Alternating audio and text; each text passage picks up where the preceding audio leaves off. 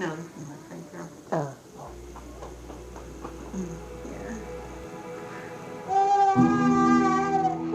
I think when we think of God as like a father, I think a lot of people perceive that differently than I do, because really he's all that I've ever had as a dad.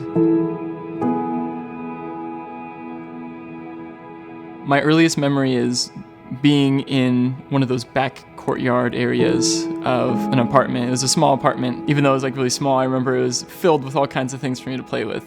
I remember being happy there and having my mom smiling and looking at me. It was always us two. So home was never, I guess, where we lived or what room we rented or what apartment we were in. It was always wherever the two of us were together.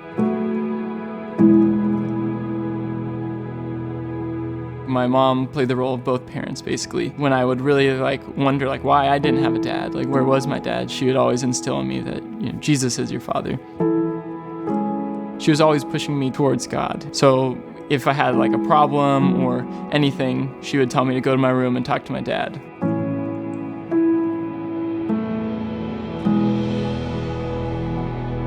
My junior year of high school, I started looking into colleges, and when I kept looking into colleges, we went and visited APU.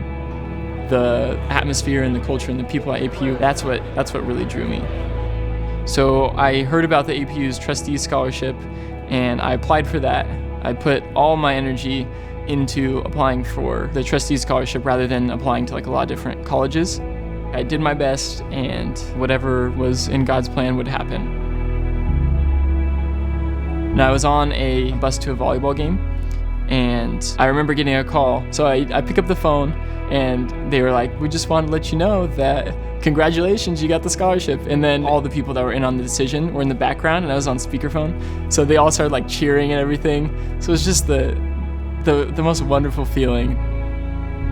Getting the scholarship was just the greatest way to, I guess, thank my mom for all the sacrifices she made for me and be able to tell her, "Look, Mom, I am thankful for all your sacrifices, and I wanted to work hard, and I wanted to try to get this to as a thank you, And that just started off my whole career with APU on such a good note.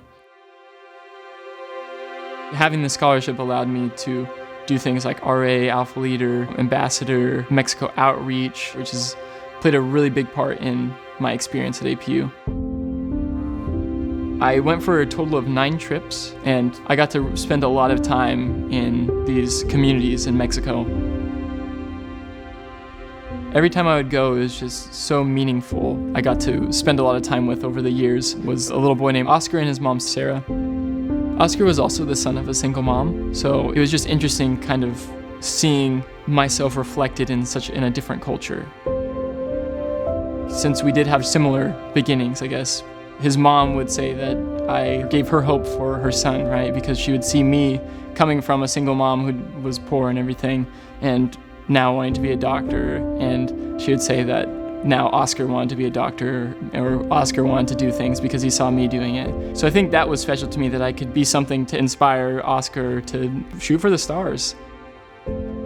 If I didn't have the opportunity to go to APU because I didn't have the scholarship, my life would be completely different. I'm very grateful because I've been given so many opportunities and been invested in so much. My life and anything that I've achieved, all of that is the product of somebody else pouring into me. Everything that my mom has put into me, that my professors have put into me, my friends, everybody, because somebody taught me how to do it. Somebody showed me which paths to take. We look at the world and we can make judgments on what somebody's worth, but everybody is an instrument for God, and He can use anybody to further His kingdom and His purposes in this world. If it weren't for God giving me these opportunities, I would be nothing. So I'm grateful because I know I owe everything that I am and everything that I have to other people. None of it is inherently from myself.